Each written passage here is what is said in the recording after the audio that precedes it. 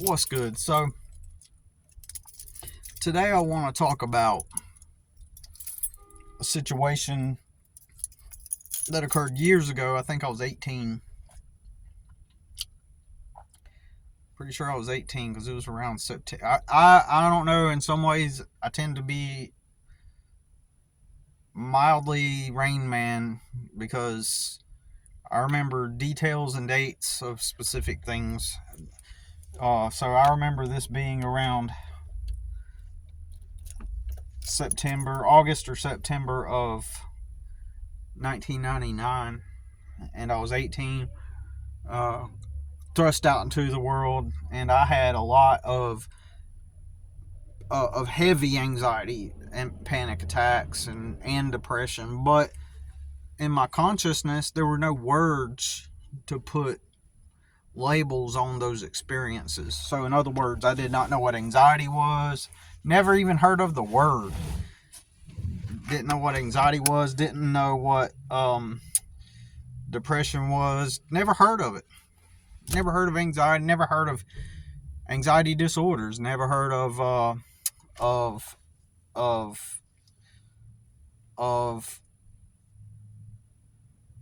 panic attacks, generalized anxiety. Never knew it was a thing. So I was having those a lot. So it was me constantly feeling like having these overwhelming sensations that felt like heart attacks and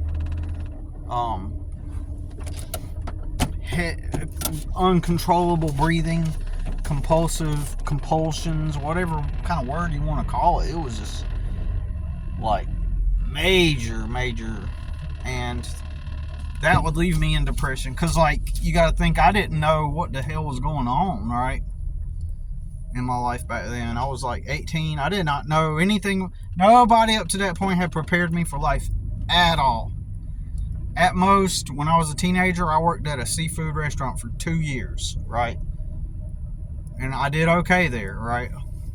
That's all I did was work there for... I cannot believe that I worked there for 2 years. It just... I don't... In fact, I'm right here where it used to be. I'm where I was parked just now. Behind me in the plaza there is exactly where that restaurant used to be, that I worked at for 2 years. So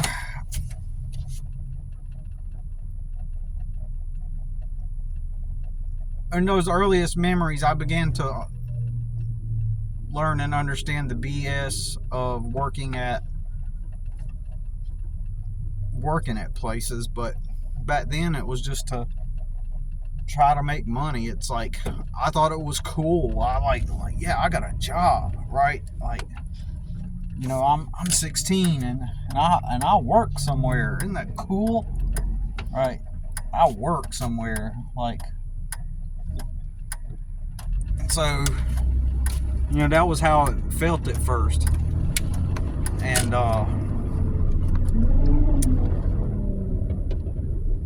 but when I turned 18, like, you know, I don't remember where my money went. I don't know what I spent it on. Well, yeah, I really don't remember, to be honest. I just remember working, and, you know, back then it was minimum wage. I started out at the minimum wage at the time was $5.15 an hour. And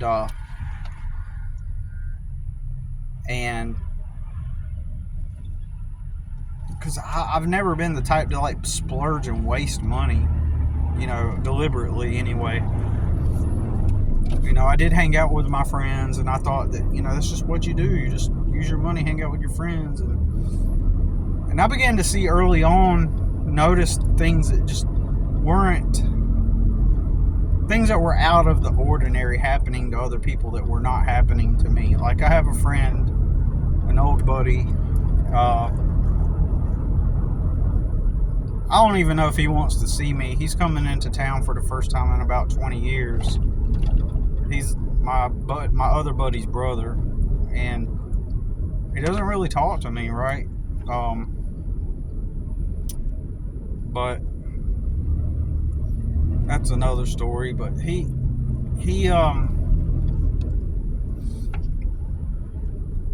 anyways, he, like, okay, so as a kid, you are, that's not taught about how the world works at all.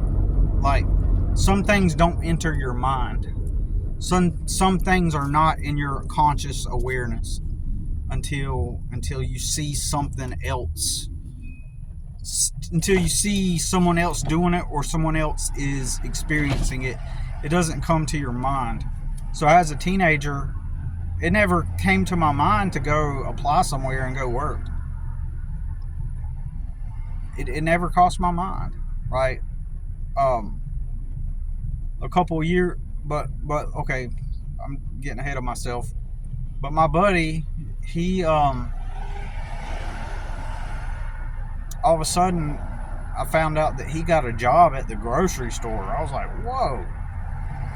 I think we were both 16. And I thought that was crazy. Like, he got a job at the grocery store. And then shortly after that, it became to my awareness. Like, in that moment, it came to my awareness, hey, I could go work somewhere. I never thought of it, really.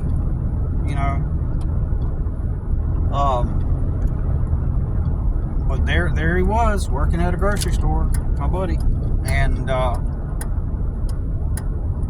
that made me want to work somewhere. But then something happened to him that really, like,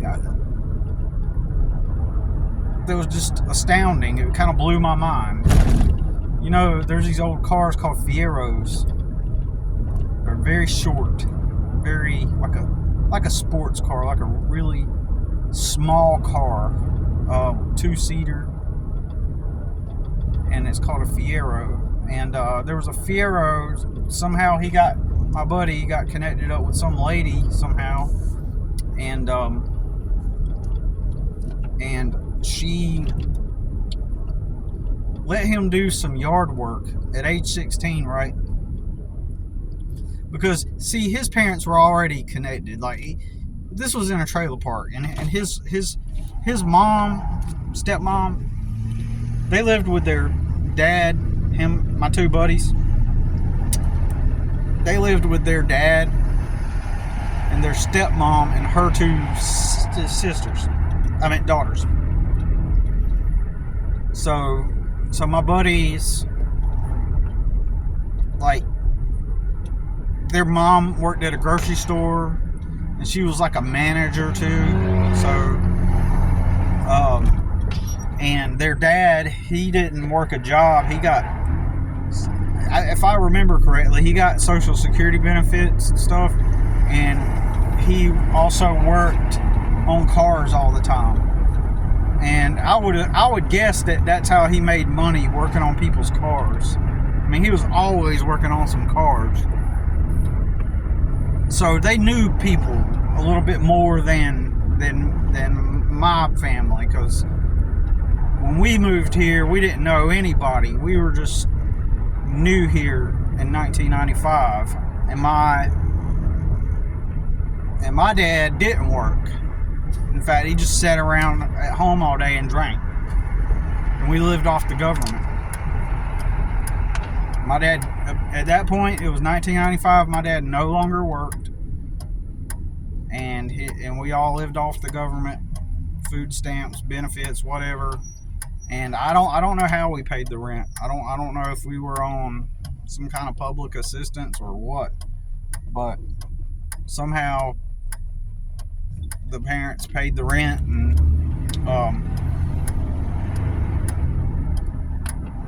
I don't know how they did it. But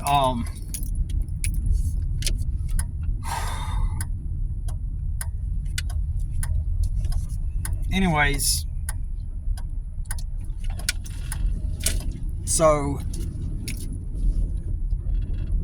my buddy, this lady lets him come do some yard work for a day at her house, clean up the yard. And you got to think this. I mean, I'm not saying my buddy's dumb or something, but I mean, he was a smart guy actually. But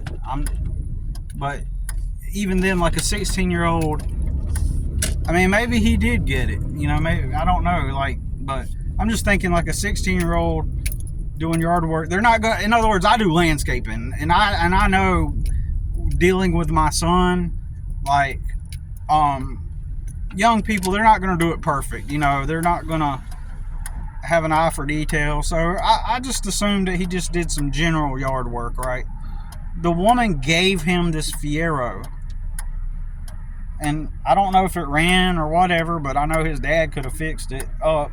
And anyways, next thing you know, he's given this Fiero, and I'm like thinking, wow, you know, dang, that's just like, it wasn't a sense of jealousy. You know, I didn't feel angry or upset because he was my buddy, but I did feel like a sense of, I don't even know if I felt this, but it seems like I did, reflecting on it. It seems like I felt a slight experience of, like, not dread. I'm trying to think of a word to describe what I'm trying to describe, right?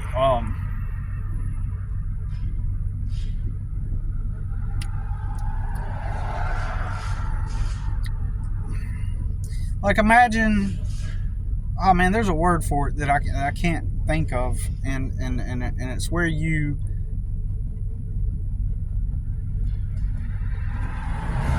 like, you know that that's not going to happen to you, right?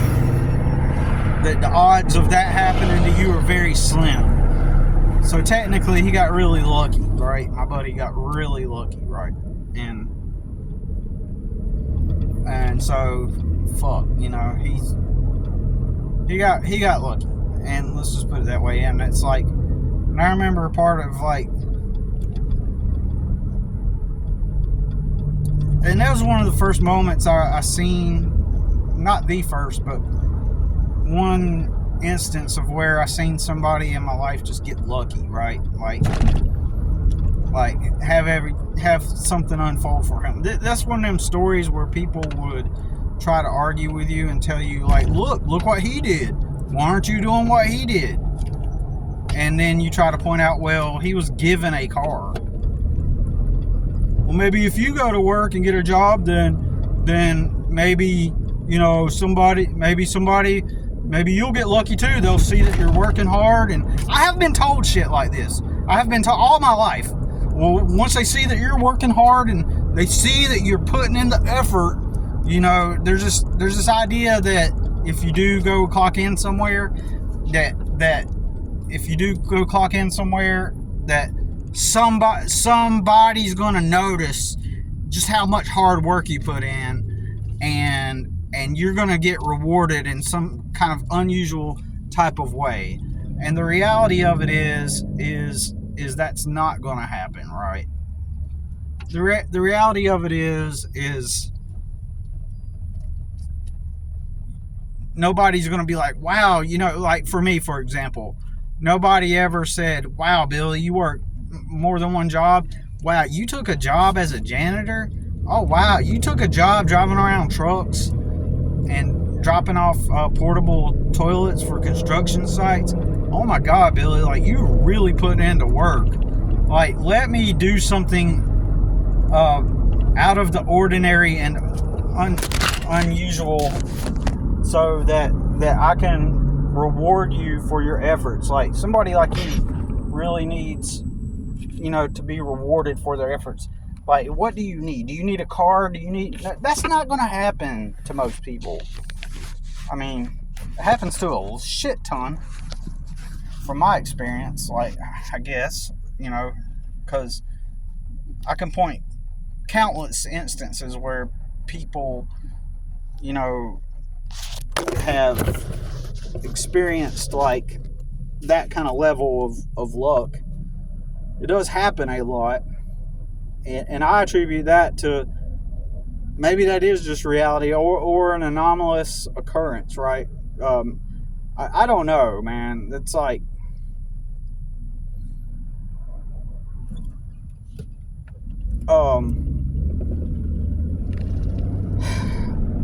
that's crazy, man. Like so I felt a sense of oh man, if I can come up with a word, maybe y'all can help me out figure out the word for this. But it's basically a word where if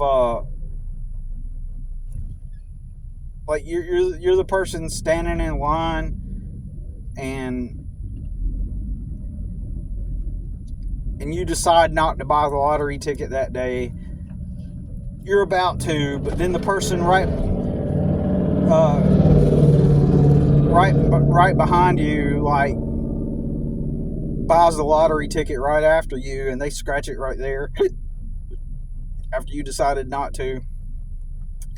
And then it's like $1 million winner, and you're just like, what? That's kind of like the thing, right?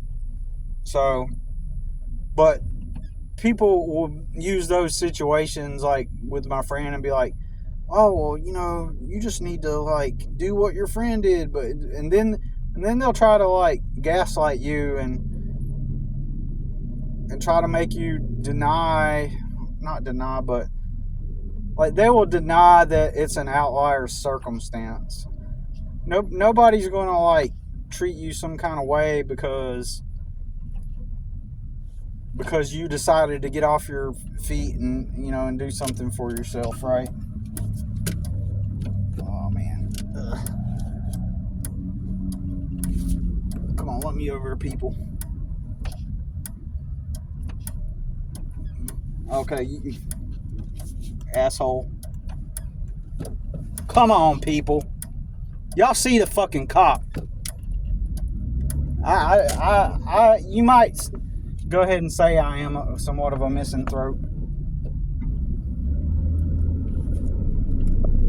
There was clearly a cop car blocking and me trying to get over into the right lane, but people would rather keep going because they don't want to take the time to slow down and let a car out. That's what that is. It's like also like if you're in two lanes that go the same direction and you're in the left lane and say you want to get in the right lane. If there is a car already in the right lane and they see you turn on your blinker to get in front of them, instead of like kind of like say, and you're a little bit ahead of them, instead of saying, oh, they want to get into this lane and like flashing their lights to say, come on, or slow down a little bit. Instead, what they'll do is they'll start speeding up to try to get ahead of you before you get in the right lane. And so then, like, as soon as you start to merge over, all of a sudden they just press the accelerator and try to go through really quick before you get a chance to merge, because they're such instant gratification, quick fix society,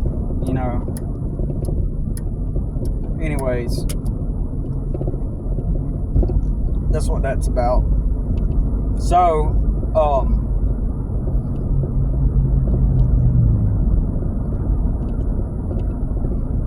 anyways, that story with my buddy, it taught me that it was one of the first times I experienced someone getting lucky, like just getting lucky, and I can't count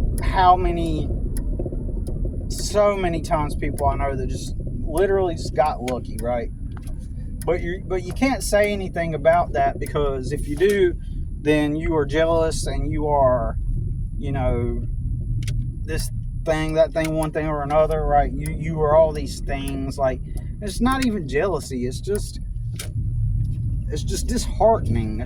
It's the best word. It's the word I've usually used. It's disheartening especially when it's people that don't deserve it. Now, my buddy, I think he deserved it. I mean, he got lucky, but I mean, he was trying to work. He was trying to make some money and start working, and so you got to commend that, especially as a teenager.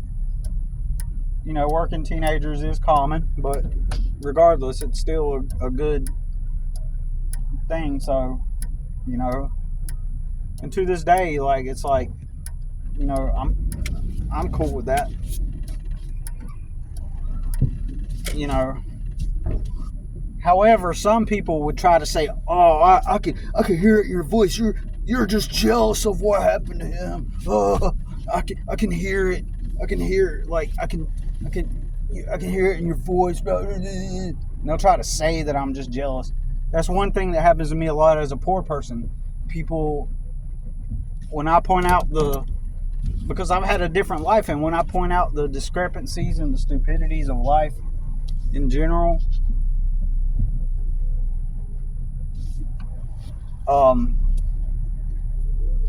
people always try to chalk it up to me being just jealous and deny what I'm saying, even if it's even factually true.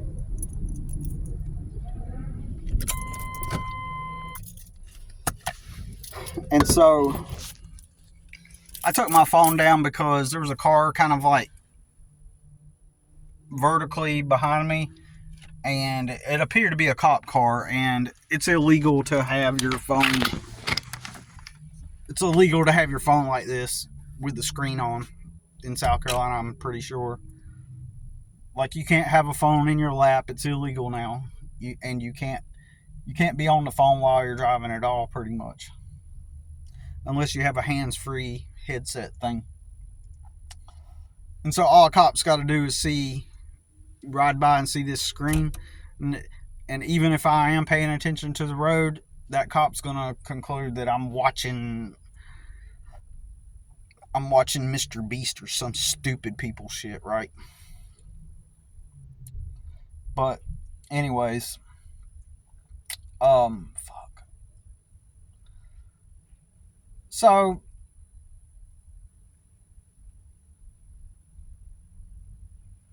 yeah, I got a story that this video is leading up to, and maybe I'll go ahead and just share it in the next video. It's about smoking. It's about this girl that, and this is no flex at all, right? This is no flex. I'm not trying to be arrogant or try to like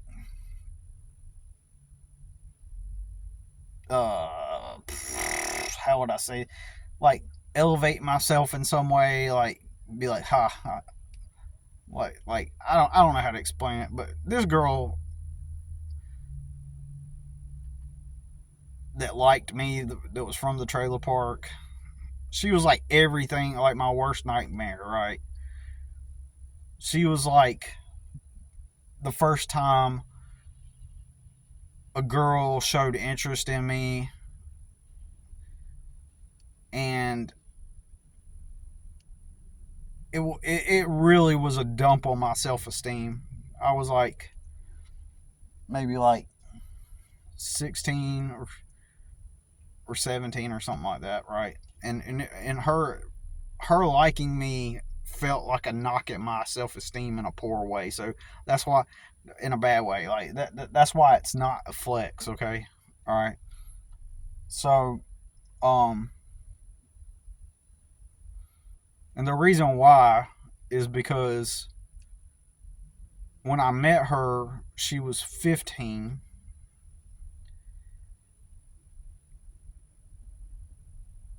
Or maybe at 15, 16. Maybe she was 16, because I think she's like a year older than me, and I was 15. Yeah, it had to have been that.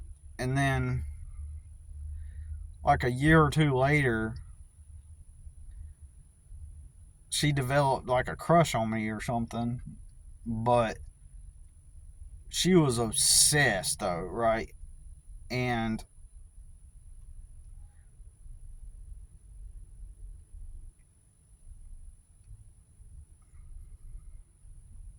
anyways, so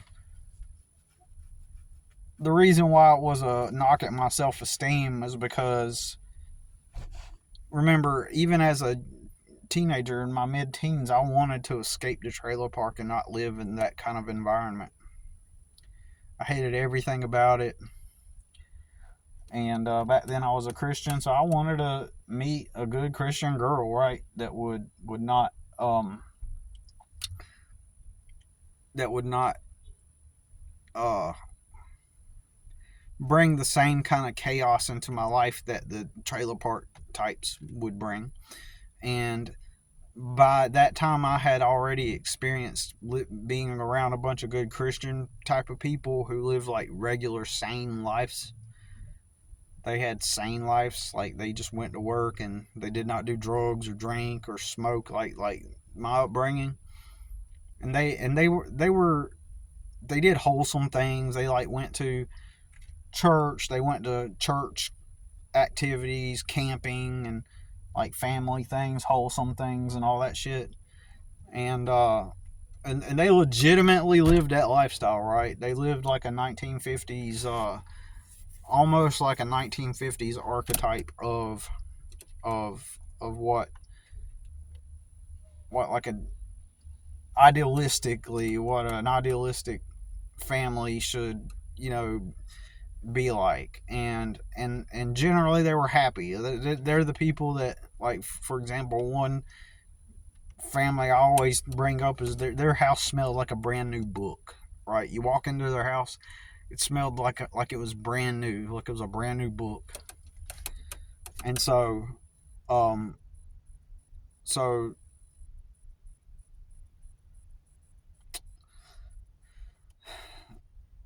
so those people, that's just how they lived, right?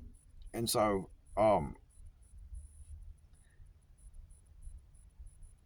and they had a daughter too, and it was my age. And she was like a good Christian girl, right? And um and I, I might have been like a year older than her, at the time, maybe. And so technically relatively my age, right? But if you're growing up in the type of environment I'm growing up in, somebody like me, it just makes sense. You don't want to live, you don't want to do the drugs and be a follower and follow everybody else like everybody else does, right?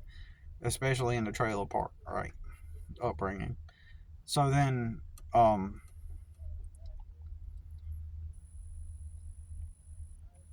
I can't help but feel like this dude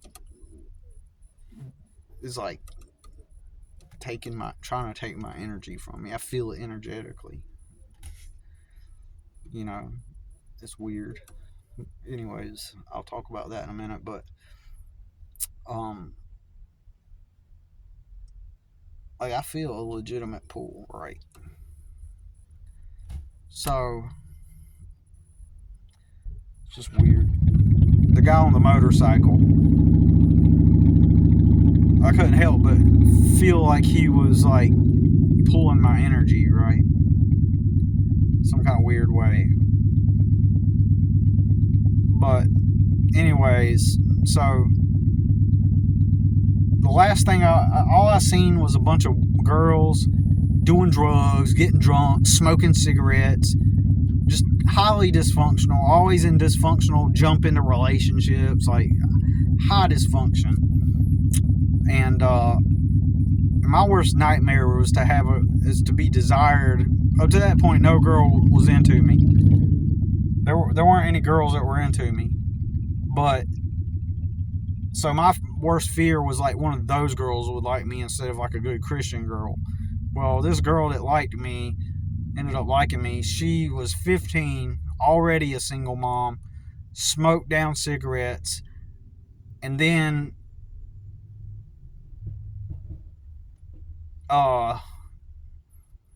so it was highly dysfunctional. It was highly dysfunctional. And then she started to me, and she got acted all arrogant, like, "What? You don't like me?" Like, and she wasn't really all that great looking. She was just average, right? Other dudes might have. Anyways, I'll talk about it on another video.